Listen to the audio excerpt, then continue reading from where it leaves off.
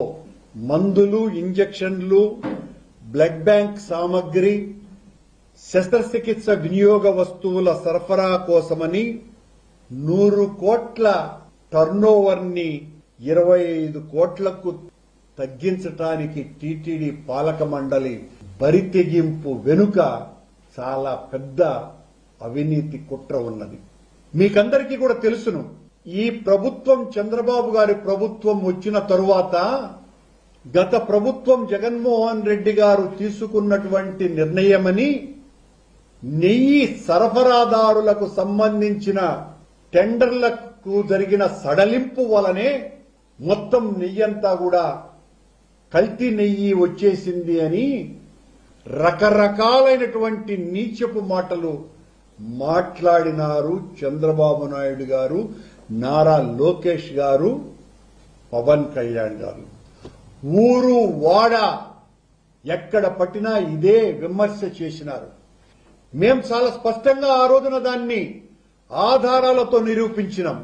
మా సడలింపు ద్వారా ఒక్కటంటే ఒక్క పనికి మాలిన బిడ్డర్ కూడా టెండర్లో పాల్గొన్నటువంటి పని చెయ్యలేదు అని చంద్రబాబు గారి టైంలో ఎవరైతే పాల్గొన్నారో వాళ్లే మా హయాంలో మేము సడలించినప్పుడు కూడా పాల్గొన్నారు. ఆ కారణంగా వాళ్ళు ఏదైతే కారణం చెప్పినారో ఆ కారణంగా ఏ రకమైనటువంటి పొరపాటు అక్కడ జరగల. కానీ ఈ రోజు చంద్రబాబు నాయుడు గారు, లోకేష్ గారి ఆదేశాలతో అత్యంత ప్రాణం పోసేటువంటి మందులకు సంబంధించిన నిర్ణయంలో టర్నోవర్ ను ఒక్కసారిగా ఆకాశం నుంచి పాతాళానికి తీసుకుని వచ్చినారు. దీని ద్వారా నాసిరకం వస్తువులు, సామగ్రి, మందులు సరఫరా చేయటం ద్వారా ఆ సరఫరాదారుల ద్వారా కమిషన్లు కొట్టటానికి, కుమ్మటానికే ఈ నిర్ణయం తీసుకున్నారు.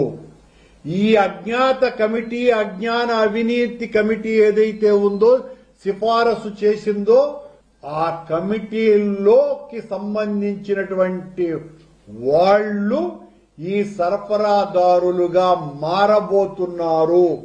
వాళ్ల భాగస్వామ్యం కూడా ఉంది అన్నటువంటి అనుమానాలు ఇప్పుడు అంతా కూడా వ్యక్తమవుతున్నాయి.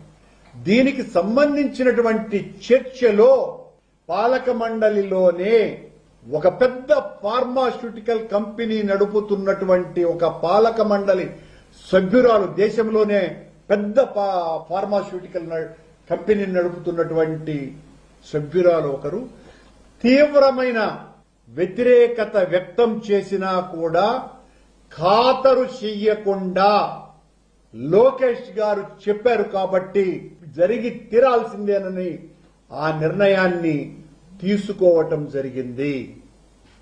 ప్రజల ప్రాణాలతో చెలగాటమాడేటువంటి పని ఈ ప్రభుత్వం చేస్తున్నది.